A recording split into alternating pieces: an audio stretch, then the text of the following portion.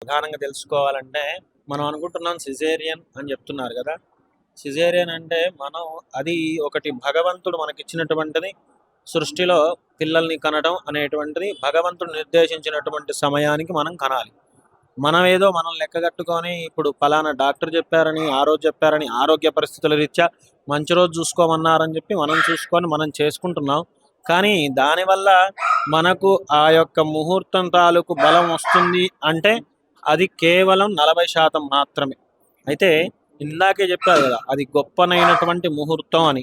ఆ ముహూర్తానికి ఎటువంటి కార్యం చేసినా కూడా అది దిగ్విజయమైన ముహూర్తం అని చెప్పి మనకు చేయడం జరిగింది. అంటే దాన్ని ఎటుమించి లెక్కేసుకున్నా కూడా ఆ 84 సెకండ్లు మాత్రం ఆద్యంతం చాలా పుణ్యప్రదమైనటువంటిది.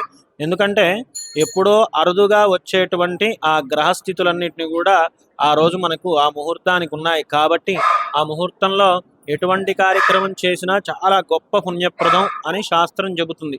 కాబట్టి ఆ ముహూర్తానికి మీరు అన్నట్టు సిజేరియన్లే కావచ్చు, ఏదైనా కావచ్చు. అయితే సిజేరియన్ అని మనం ఇప్పుడైతే అసలు మనం ముహూర్తం అనేటువంటిది దానికి చూసుకోవాల్సిన అవసరం లేదు, ఆపరేషన్ అనేటువంటి దానికి. ఎందుకంటే అది వాళ్ళ వాళ్ళ ఆరోగ్య పరిస్థితులను బట్టి చేసుకునేటువంటి ఇది. మనం చూసుకోవాల్సింది అదే ముహూర్తానికి గనక నార్మల్ డెలివరీస్ అయితే గనక ఆ ముహూర్తం తాలూకు బలం అయితే మాత్రం ఖచ్చితంగా వాళ్ళ మీద ఉంటుంది అని చెప్పి ఖచ్చితంగా మనం చెప్పొచ్చు. కాబట్టి ఆ రామచంద్ర స్వామి యొక్క అనుగ్రహం పొందాలి మనందరం కూడా అని కోరుకుంటూ జై శ్రీరామ్.